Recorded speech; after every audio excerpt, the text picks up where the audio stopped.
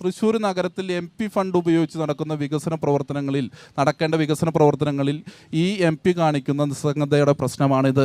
നേരത്തെ പറഞ്ഞതുപോലെ ഇങ്ങനെ പണം കിട്ടുന്നില്ലെങ്കിൽ MP-യുടെ ഓഫീസല്ല ആദ്യം ബന്ധപ്പെട്ട് ഈ പുലിക്കളി സംഘങ്ങൾക്ക് പണം എത്തിക്കേണ്ടത് എന്ന കാര്യത്തിൽ യാതൊരു സംശയവും വേണ്ട.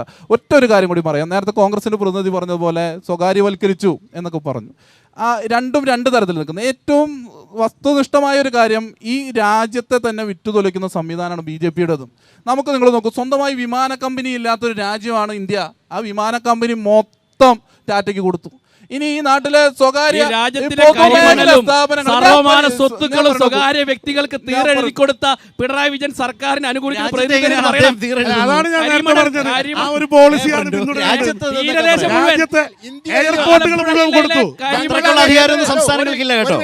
ബംഗ്ലാദേശിനും സൊമാലിയക്കും എയർലൈൻസ് ഉണ്ട്.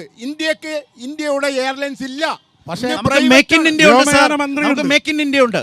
മേക്ക് ഇൻ ഇന്ത്യ ഉണ്ട്, എയർലൈൻസ് ഇല്ല എന്നുള്ളത് ശരിയാണ്. ഇന്ത്യയുടെ എയർലൈൻസ് ഇപ്പോൾ വിസ്താര എന്ന് പറഞ്ഞ കുത്തുപാളെടുത്ത്, സിംഗപ്പൂരിലെ വിസ്താര എന്ന് പറഞ്ഞ ടാറ്റ കമ്പനി നടത്തിയിരുന്ന കുത്തുപാളെടുത്ത് അടച്ചവന്റെ കയ്യിലേക്കാണ് ഇന്ത്യയുടെ വ്യോമയാന കൊടുത്തത്. 100 ഏക്കർ സ്ഥലം ഡൽഹിയിലും 50 ഏക്കർ സ്ഥലം ബോംബെയിലുള്ള ആ ടാറ്റയ്ക്കാണ് ഇവർ കൊടുത്തിരിക്കുന്നത്. അവരുടെ സ്വത്തുക്കൾ